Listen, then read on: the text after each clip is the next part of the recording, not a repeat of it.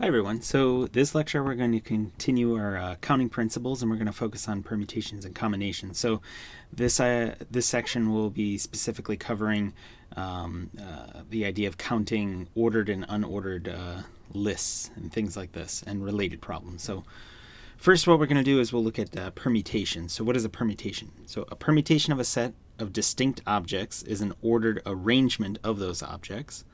And we call an R permutation of objects from a set of n objects is an ordered arrangement of R of those n objects in the set.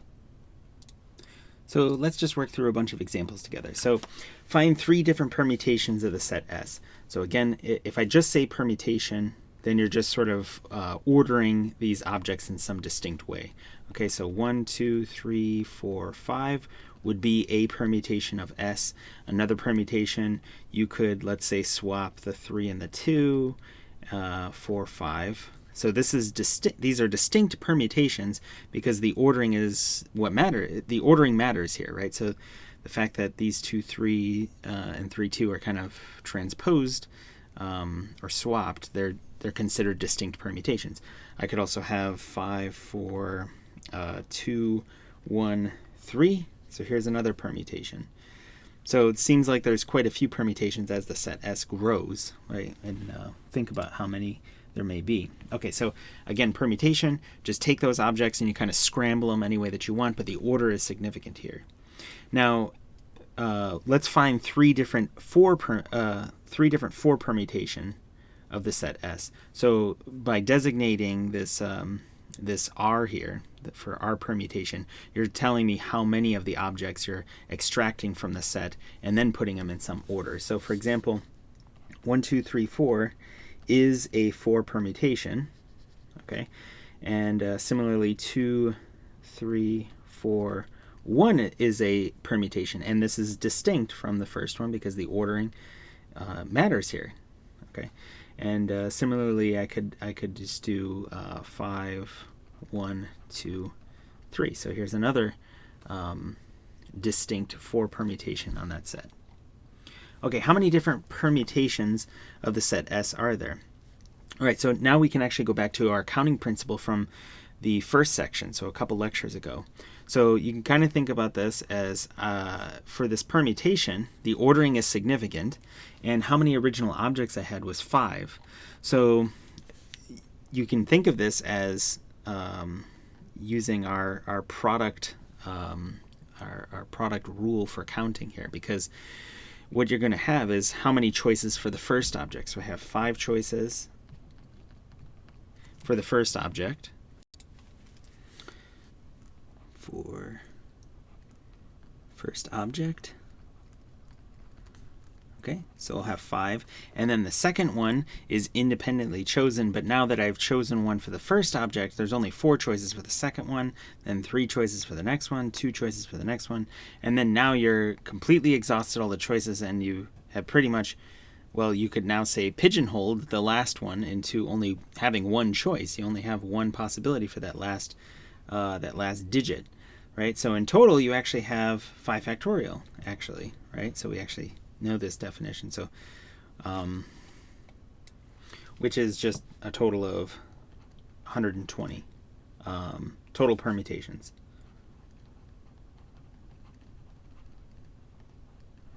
of S. Okay, and again, 5 choices for the first object, 4 choices for the second object, and so on. 3 choices, 2 choices, and then the last one is sort of pigeonholed into that last one. So just to give you kind of an example, if you come back up here and look at this last permutation, if I just told you the first 4 objects in this permutation, 5, 4, 2, 1, then the last object has to be a 3, right? Because that's the only one left, and this has to be a legitimate permutation, so a scrambling of those objects. How many 3 permutations of S are there? Well, you can kind of use the same principle, right? You're going to have a 3 permutation.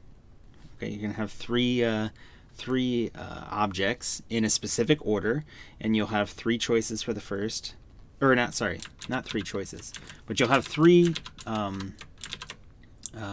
3 total objects, okay, but in S, how many elements of S do we have? We have 5 elements of S, right? So we have 5 choices for that first, 5 choices for the first object. Okay, 5 choices for the first object, 4 choices for the second object, and then 3 choices for the third object, right? 4 choices for the second object. Again, because you've already chosen one for the first object and you're not allowed repeats here. Okay, and then 3 choices for the third. 3 choices for third or last object. Okay, so we have 60 total. Okay.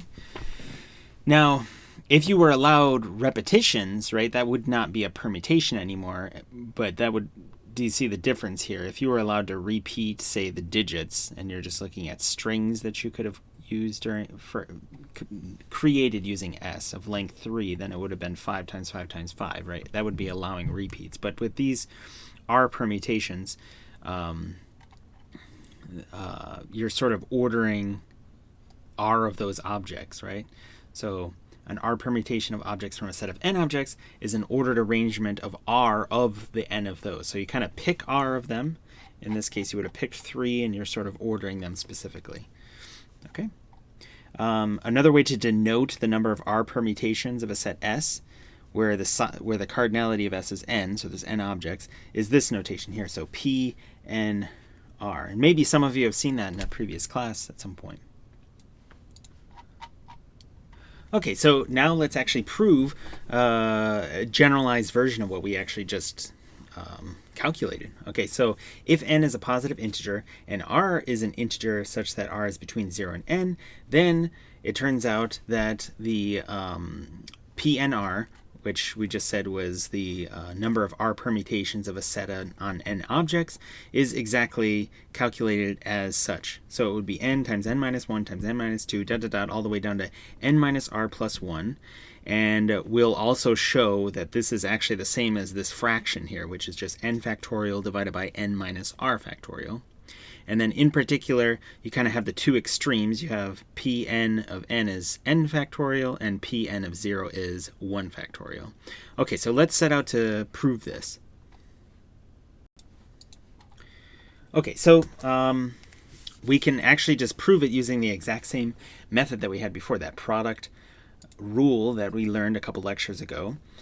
So if we're going to calculate the number of R permutations on a set S with n objects in it, then using this product rule, we can just say, okay, well, how many choices do we have for the first object? So first object has n choices. So this would be n. And then the second object has, well, how many choices? Not n, because we're not allowed repetition, right? You have to select another object that hasn't been chosen yet, which gives you n minus 1 choices. And then similarly, the third object will have n minus 2 choices. Third object has n minus 2 choices. And we keep going, and this is supposed to be length r, right? So what will the last one be? Well, it'll be n minus a certain amount, right? Now notice the very first object was like n minus 0, and then it started n minus 1, n minus 2, and so on. So you won't actually go down to n minus r. It'll actually be n minus r minus 1, right? Because there's, right now, if you kind of index this, it goes 0, 1, 2, all the way up to r minus 1. So how many total things will there be here? This is your rth object, right? So the rth object has n minus r minus 1 choices. Okay, and if you just simplify this, well, what is that? This right here, this last one, it matches exactly what we have up here. So this is PNR, okay? But it's also equal to n times n minus 1 times n minus 2, dot, dot, dot. And then if you just distribute this negative, that would be n minus r plus 1, okay, which matches this.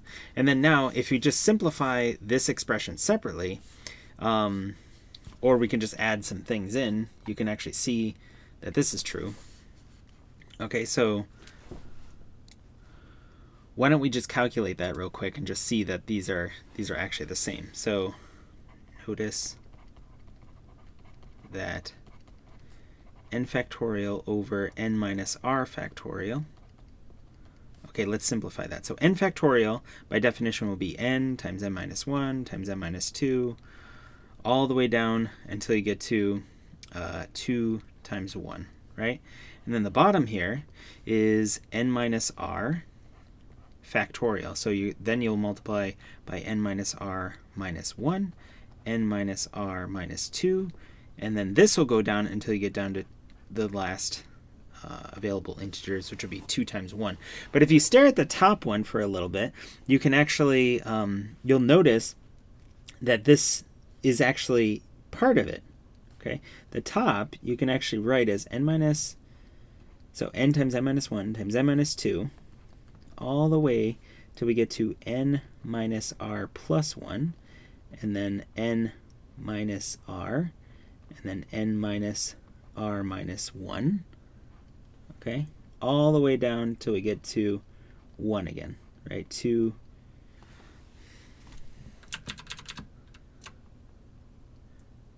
You know what? I'll just leave the 1 here because it's going to get cut off in the side here. And then the bottom is the same. We don't have to do anything with the bottom. N minus r minus 1, n minus r minus 2, and then that goes all the way down to 1. And then look at what you have here. If you kind of stare at this, do you see that you get some reduction? So n minus r would reduce, n minus r minus 1 would get reduced, and then all these remaining factors would get canceled. Well, reduced, really. And then what you have left in the numerator is exactly this expression right here.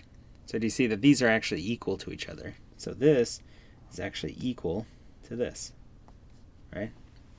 So it is correct that this expression is the same as just writing n factorial divided by n minus r factorial. So that actually can save you a little bit of time rather than write this this long product out. It's much more compact to write this factorial. And you could just quickly calculate that these two are actually valid as well.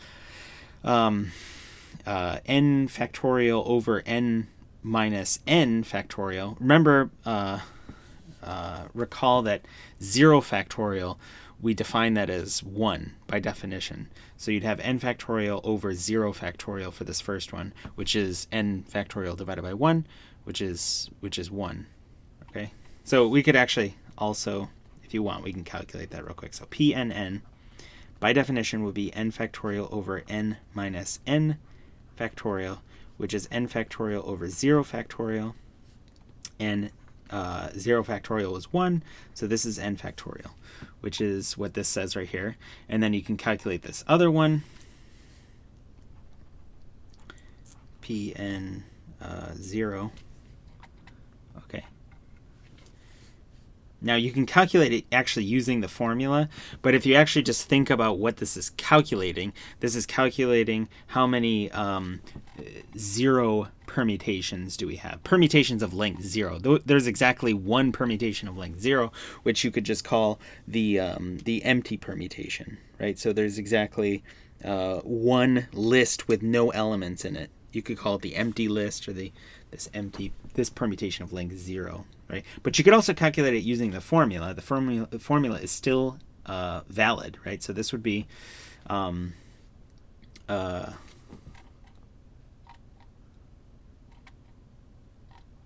factorial divided by n minus 0 factorial, which would be n factorial over n factorial, which is still 1.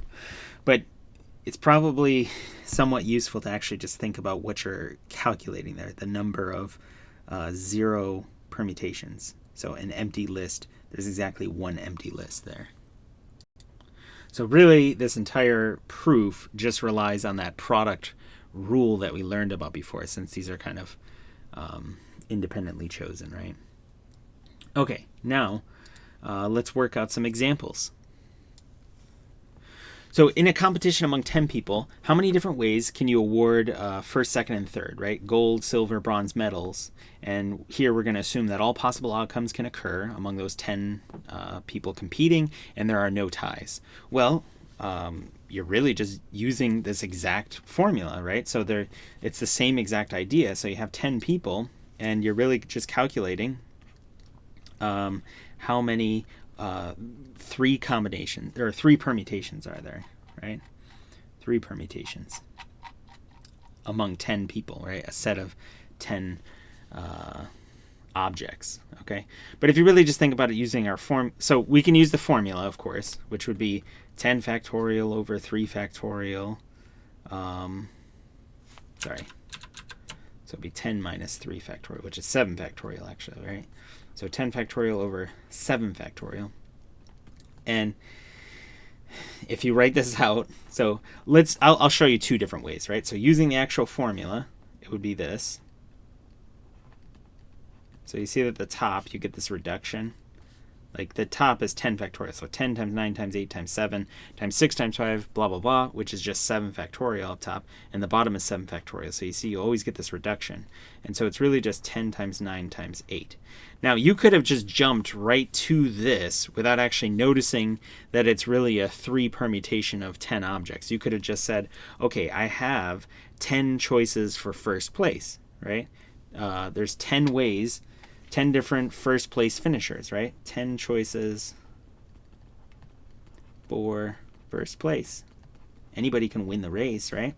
And then once that first place has been chosen, well, there's 9 people that can place in second, right? 9 possible second place.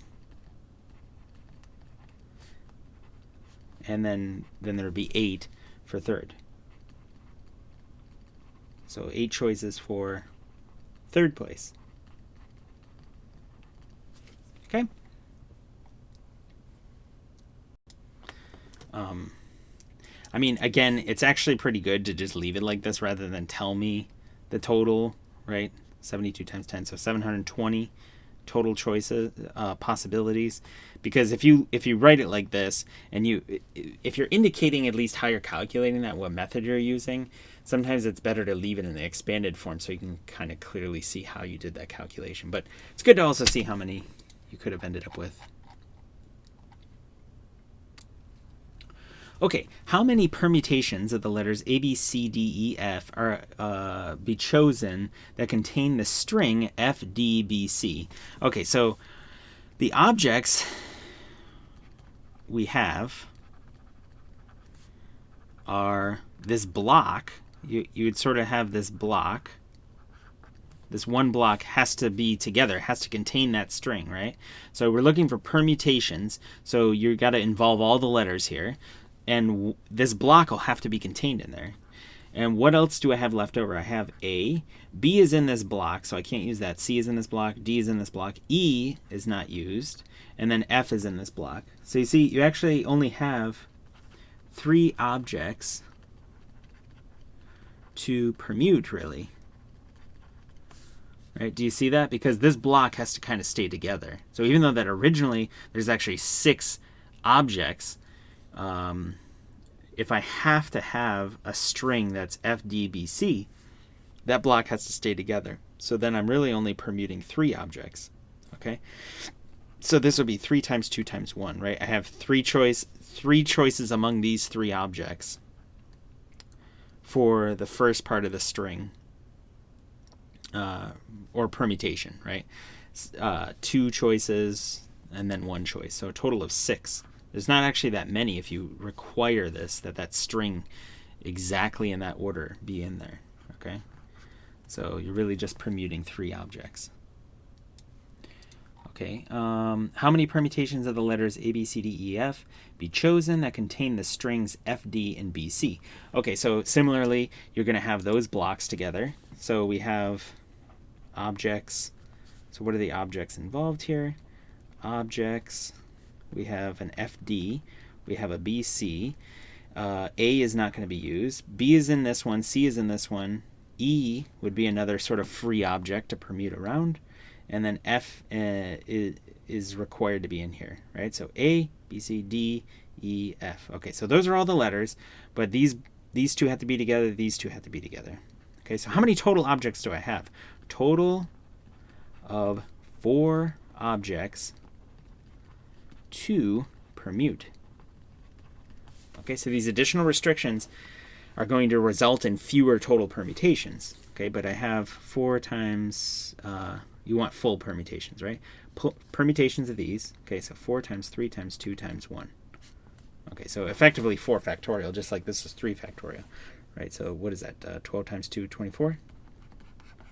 Okay. Okay, how many permutations of the letters A, B, C, D, E, F be chosen that contain the strings CAB and BED? Okay, so what are the objects here? Now look, I actually have to have CAB, and then I have to have BED. And since these both contain B, do you see that I actually have to have the string this must have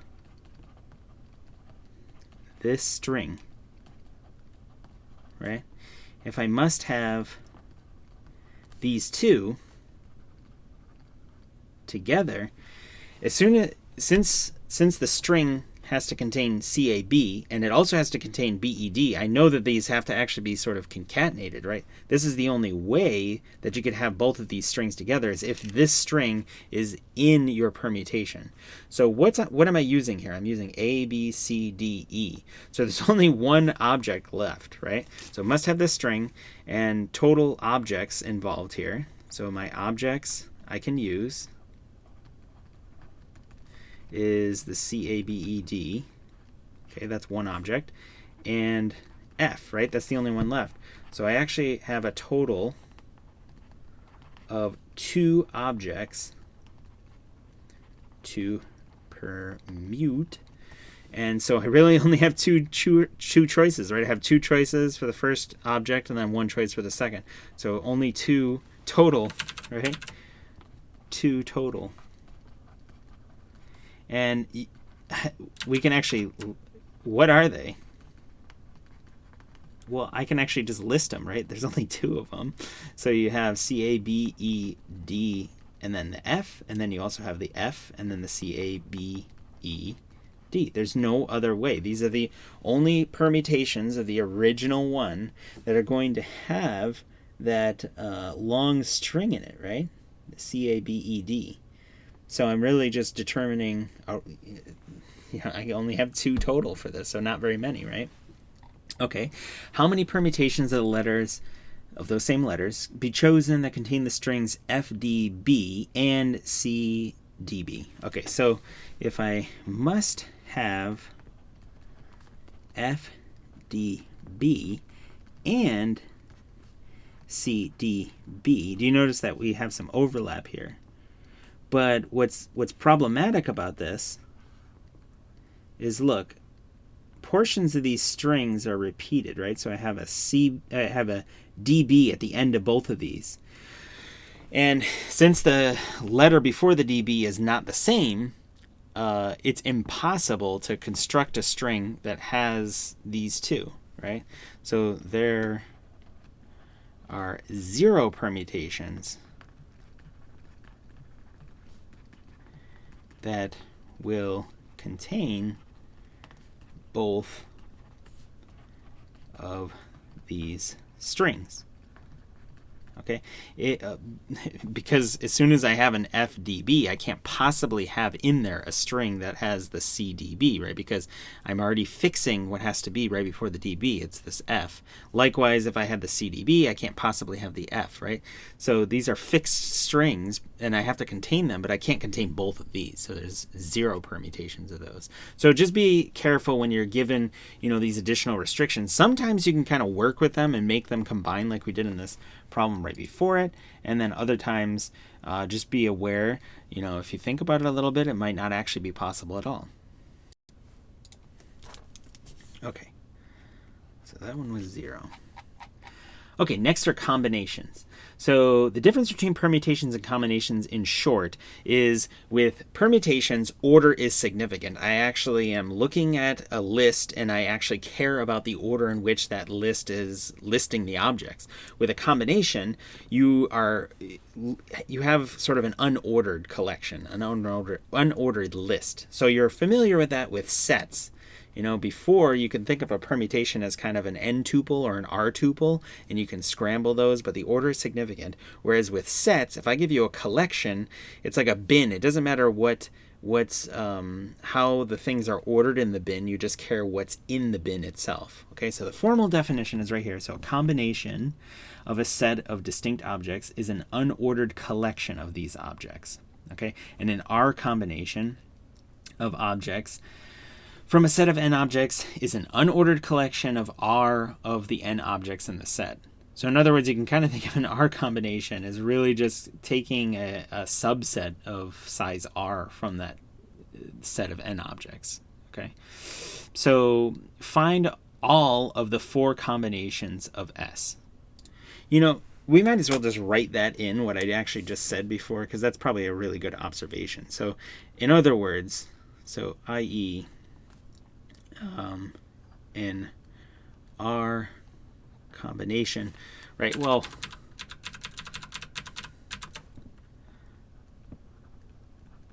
so that is a subset of this set with R elements.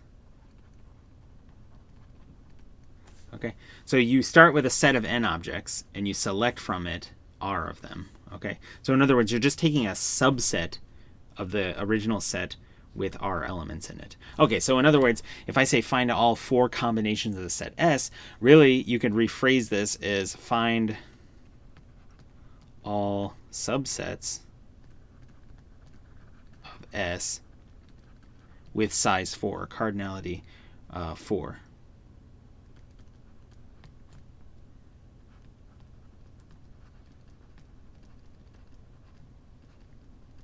Okay, well, what are those? Well, you can write them out. Now, since we're talking about combinations, you could use these squiggle brackets because you're really collecting subsets, right? So I could have 1, 2, 3, 4, and then you're excluding 5. I could have 1, 2, 3, 5. So here you're just excluding 4. Let's exclude 3. 1, 2, 4, 5. And then I could have 1. We'll exclude 2, so 3, 4, 5, and then finally you exclude 1. You'll have 2, 3, 4, 5. So really, do you see in each of these sets, you're just making a choice of which element to exclude. If you're picking a subset of size 4, you're choosing one element to not be in that subset. So do you see that we're systematically just making the choice? Don't exclude 5, exclude 4, exclude 3, exclude 2, and exclude 1. So there's a total of 5 of them. But if you think of it in terms of that exclusion, it's a little easier to see how the total number would be 5, right? There's a total of 5 subsets of size 4 of this set. Okay, how many different 2 combinations of S are there? So in other words, how many subsets of S have size or cardinality 2?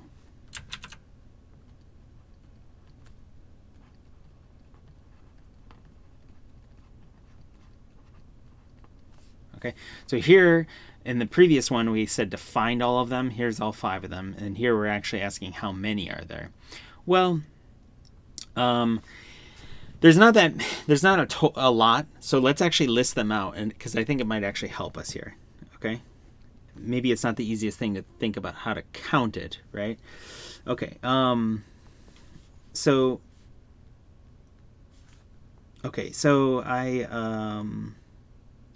So how many do we have? Well, you can have 1, 2, you could have 1, 3, you could have 1, 4, you could have 1, 5. So these are all the subsets of size 2 that contain, let's just say that they contain the element 1 in them, right? What about the ones that contain 2 in them? Well, one of them is already listed, but the ones that are not listed yet, I'd have 2, 3, 2, 4, and 2, 5. Okay, and then what about subsets of size 2 that contain 3 in them? Well, I already listed 2 of them, but I also could have 3, 4, and 3, 5. Then you can list out subsets that contain 4 in them. I've already listed 3 of those. I have this one, and this one, but I also have 4, 5. And then now if I said, okay, well, what about the subsets that contain 5 in them? Well, I've already listed all of them, right? I have the 5, 1, 5, 2, 5, 3, and 5, 4. So here's the total. And how many are there? There's a total of 10, right? Total of 10. Okay? And if you kind of think about that systematic count a little bit, you might get a better idea of how you might calculate that. Okay, let's look at this parallel problem. So this is actually kind of interesting. How many different 3 combinations of S are there? So it's a pretty similar question, right? It's just subsets of size 3 now. So how many subsets of S have size or cardinality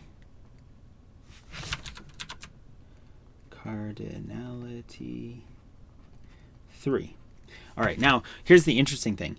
You can actually use your answers here in the previous one to calculate this. Because think about this. You know how this first one, we thought about how we found all these sets by thinking about the reverse problem. You're sort of figuring out, if I want subsets of size 4, all I need to do is exclude one of them, right? So I excluded 5 and I got a subset of size 4. Then I excluded 4, then 3, then 2, then 1.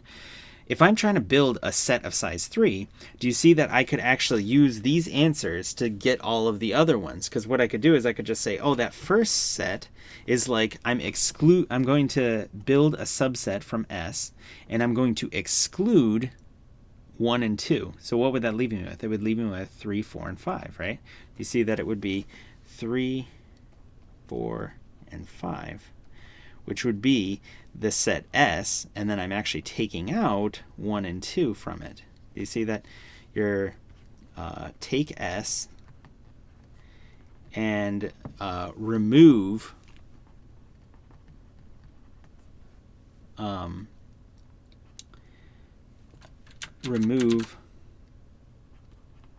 the elements from a size 2 subset.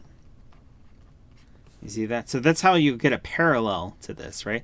So for example, this next one, if I took S and I removed the elements 1 and 3 from it, what would you have left? Well, I would have 2, and then I would have 4 and 5, right? And then similarly, this one, the parallel to that, let's just write it out. So so it'd have 1 up here, 2 down here, 3 down here, 4 up there, and then 5 down here, right? And then this one would be, I have 1 up there, 2 down here, 3 down here, 4 down here, and 5 up there, and so on, right? But if you continue this process, so continue that process, how many would you end up with? So continue this.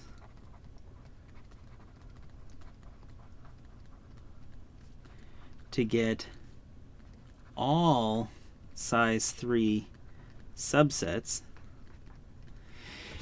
and it should be the same exact number, right? Because you're taking S and you're removing these ones. So if I've already calculated all the size 2 subsets, then the size 3 would be exactly the same number, right? Because there's going to be this parallel to how I actually figured out these size 3 subsets.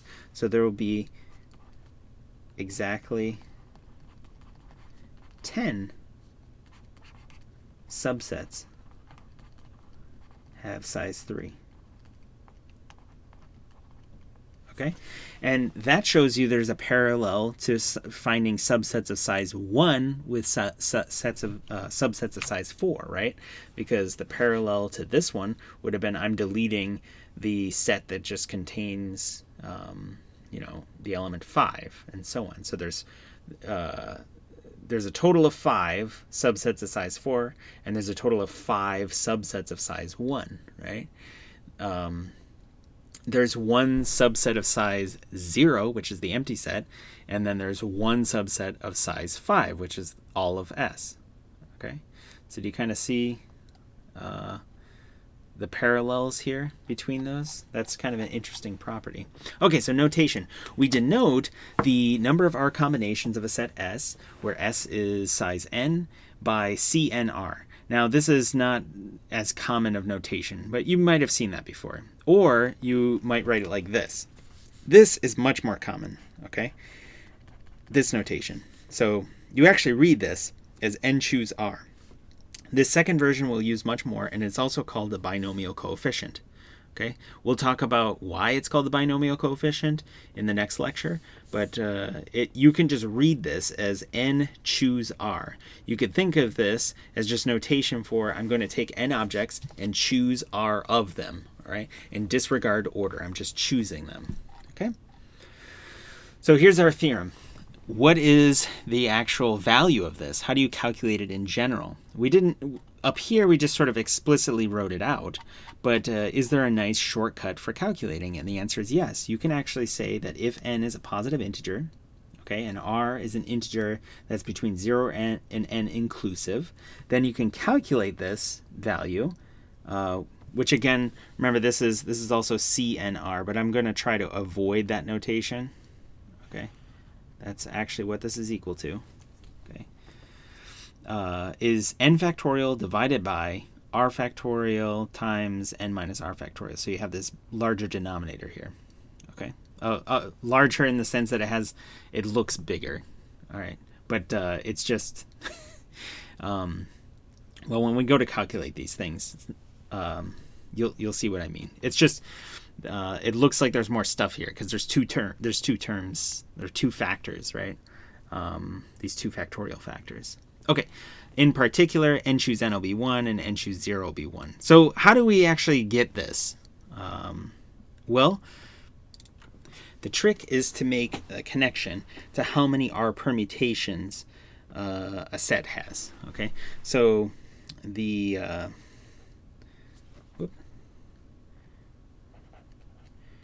we can calculate PNR as follows. Okay, what we can do is we can actually say that PNR is actually equal to CNR, which is our binomial coefficient. Okay, this is n choose R. Okay, and then what we can do is we can multiply it by PRR. Okay, so how do we get that? Why is that the case? Well, what was permutation on R objects? You are looking at those R objects in a specific order, right? And then when you look at this combination, what you're actually doing is you're looking at it as an unordered collection, right? So what you're doing here is you're just selecting R things, and you're looking at them unordered. But then if you order them, how many ways can you do that? All right. So it would be PRR, right? So you can find the number of R combinations of the set, and then ordering the elements in each of those each R combination, which will be done in this many ways. So by the product rule of our that we learned a couple lectures ago, that's how you could calculate this. Okay. So what are we trying to calculate? We're trying to calculate this thing. So the number of R combinations, or just n choose R, is exactly PNR divided by PRR. Okay, and we already have formulas for these two, right? We knew that PNR was calculated as n factorial divided by n minus r factorial, And then using the same formula, we can calculate this as r factorial divided by r minus r factorial. Okay, and we'll simplify this in just a second. But just think about this again. So how many ways can I select the r things in a specific order? Well, I could select the r things and then I can order them, right? So that's kind of how we're getting them in this calculation here. Okay, so let's start to simplify this. Well, this would be n factorial divided by n minus r factorial, and then divided by this fraction. So r factorial divided by r minus r factorial, which is 0 factorial, right?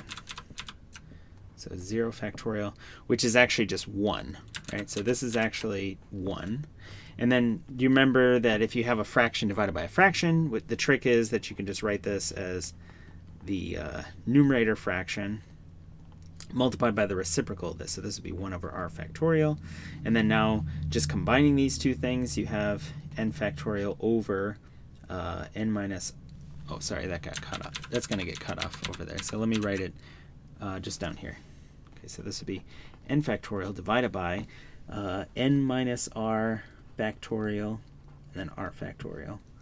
Okay, so this is exactly what we are claiming it is. N factorial divided by, these two terms are just swapped, but by commutativity of multiplication, they're the same thing. So this is the same thing as this, right? So up there it's written like this instead. They're the same thing. Okay. Okay, so we have that formula is correct, and then for these two extreme cases, we could calculate those really quick. If you think about what you're actually calculating here, this is saying how many subsets of size n do you have?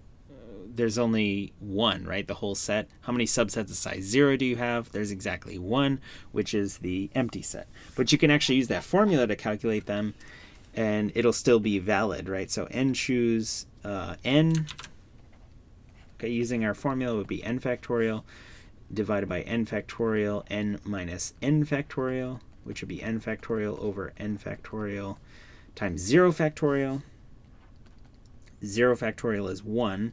So this is actually n factorial over n factorial, which is 1. So there's exactly one way to choose n things from n objects, and you don't care about the order, right? So with a permutation, right, there was n factorial ways to permute n objects, right? But if I'm just selecting n things from n things and I don't care about the order, there's only one way to do that, which is the one subset of size n.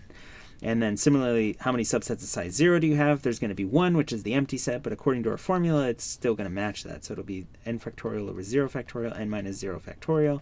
So this would be n factorial over 1 times n factorial, which is 1. So this formula works even in these extreme situations. Okay. Great.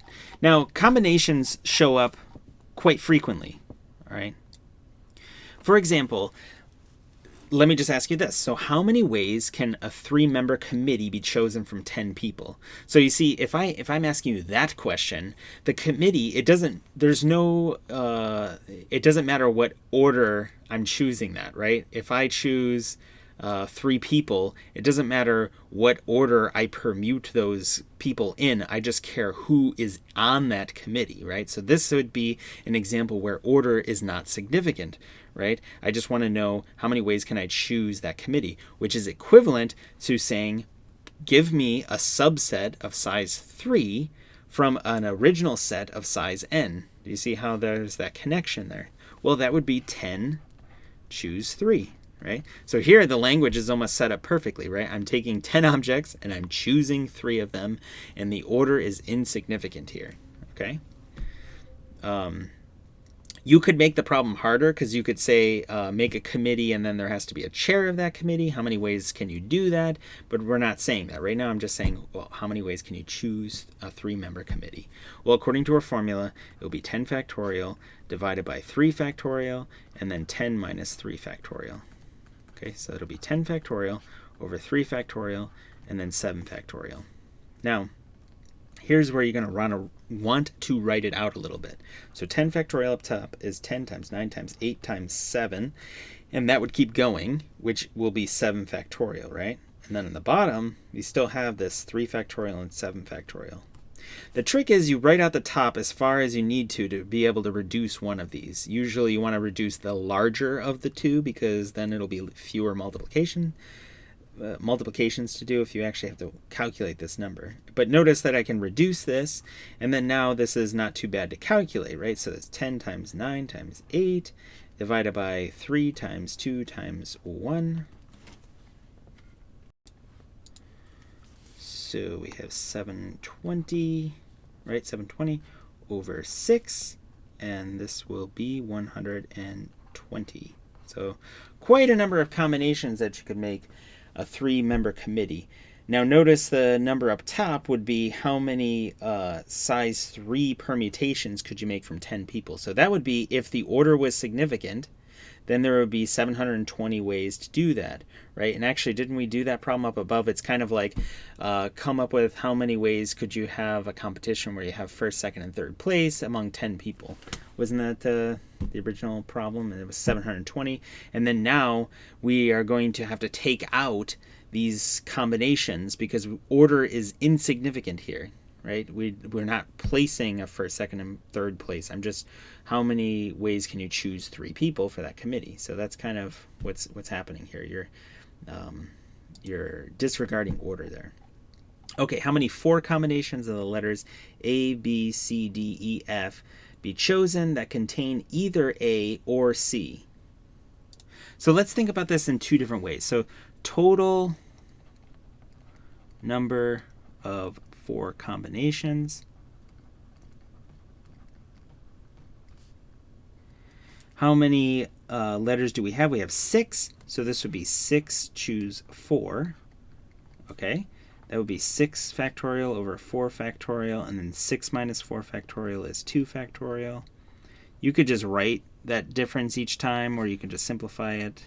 You'll do it enough times eventually where you won't have to do this too much, but this will be 6 times 5 times 4 factorial, 4 factorial over 2 factorial, and see these factorials are reduced. So then I have 30 divided by 2, which is 15. Okay, now that would be if there were no additional restrictions. So there's a total of 15 different ways to choose 4 of these letters, right? And then you want to ask how many of these 4 combinations can be chosen that contain either A or C. Now, what might be easier is you could ask, okay, how many of them actually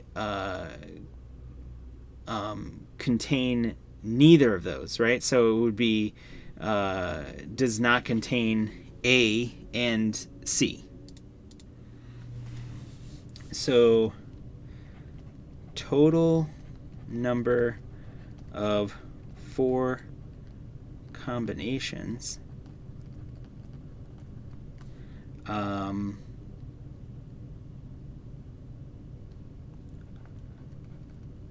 not containing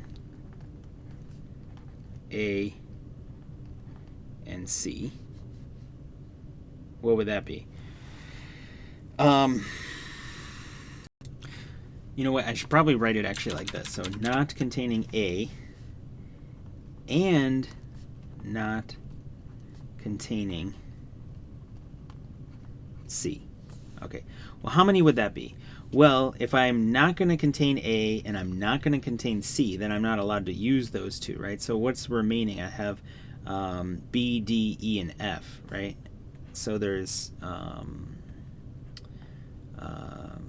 only 4 other objects to choose from, and I want to make a 4 combination of them, right?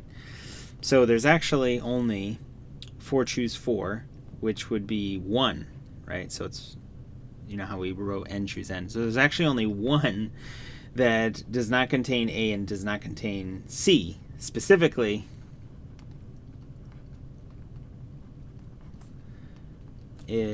which one would that be? Well, there's only 1 of them. Specifically, the subset B, D, E, F. Okay?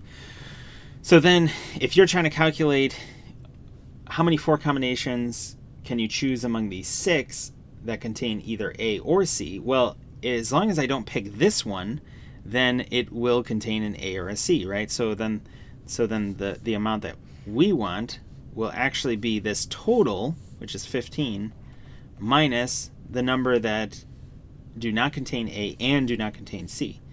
So you see there'll actually be 14 total. You know, another way that you could actually calculate this is you could use the inclusion-exclusion principle, because if you're calculating how many are in that contain either A or C, you're kind of calculating a union, right? And it'll be how many contain A plus how many contain C, and then you subtract off how many would be in the intersection. So you'd be, so if you do that, you'd have 10 plus 10 minus 6. So that'd be 14. So yeah, you can try to do that one by inclusion-exclusion. So that would be actually a good challenge problem. All right, here's another one that you might find interesting. So how many possible 5-card poker hands are there? Or just 5-card hands in general, right? If I give you a deck of cards, how many cards are in a standard deck? So there's 52 cards in a standard deck, okay? And you want to choose 5 of them. Choose 5 cards. So then the total number of 5-card poker hands would be 52, choose 5. Because when you choose those cards, the order of the cards in your hands doesn't matter. It's what is in your hand, right? So do you see the difference between the permutation and combination in that sense? You know, you're asking for a subset of that standard deck, right? A subset of 5 cards. And how many are there? So there's 52, choose 5.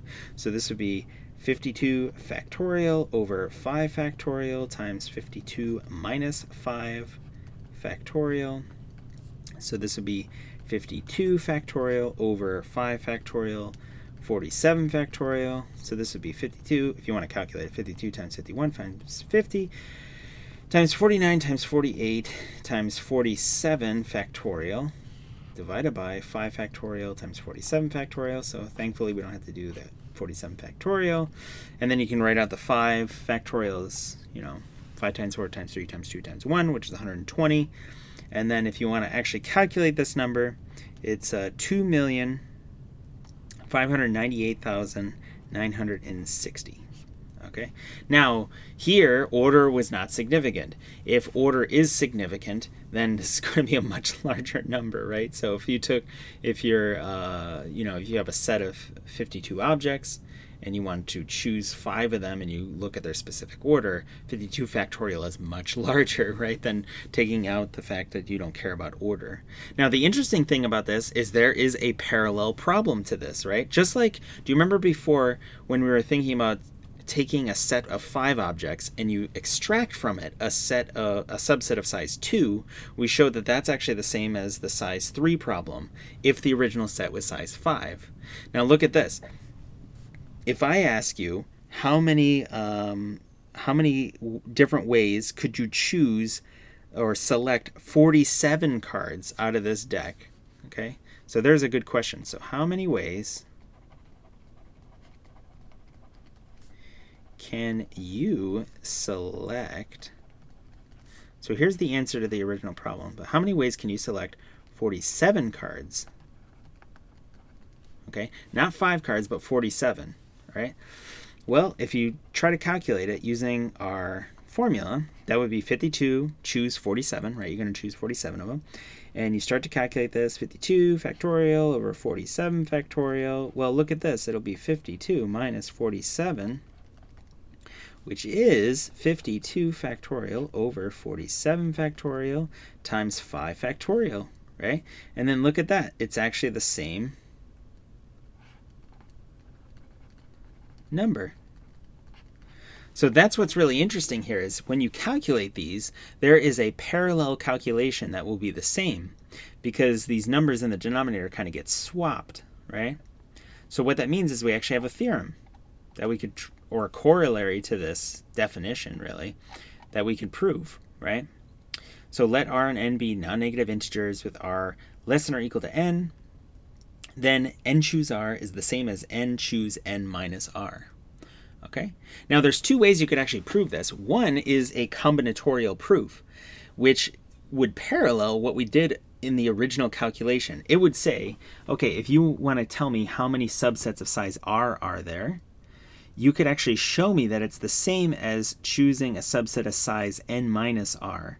And the way that you do that is you build this bijection actually between them. You build like a function and you say, I'm going to take a set of size r and I will build a set of size n minus r from it by effectively just deleting the ones that I've chosen. And so there's sort of a parallel to this count. It's effectively like if you look at your two hands, right? How could you prove to me that your two hands have the same number of fingers on them? Well, of course you could count them in each hand, right? But another way is you could actually place one hand on top of the other one. And what you just did right there is you proved that they're the same number by building a bijection. Okay, so you didn't actually have to explicitly sit there and count all of them. You could actually just build this bijection, and that's a very clever technique actually. But instead, right here, the proof that we're just going to provide is just use the definition. So by definition, what would this be? So you have this algebraic definition, right? N factorial over r factorial n minus r factorial. Okay, and this right here, you could just start to calculate this one out. N minus r would be n factorial over n minus r factorial times n minus r factorial. And this is n factorial over n minus r factorial. And this is, look at this, it would be n minus n and then plus r factorial, which is n factorial over n minus r factorial, and then this right here is just r factorial. So you see that it actually matches this right here. So this is n choose r. So just algebraically, we can just write it out by definition, and these two are exactly the same. It's just a quick corollary. But there are clever ways that you can show two expressions are the same. And the idea is you sort of do this combinatorial proof or build a bijection. And what you're actually doing there is you're counting the same thing in two different ways. And since you're counting the same thing, but you're doing it in two different ways, they must be the same. It sounds weird, but it's actually a very powerful technique. It's called a combinatorial proof. And if you go on and take a course in combinatorics, you'll actually see that a bit more.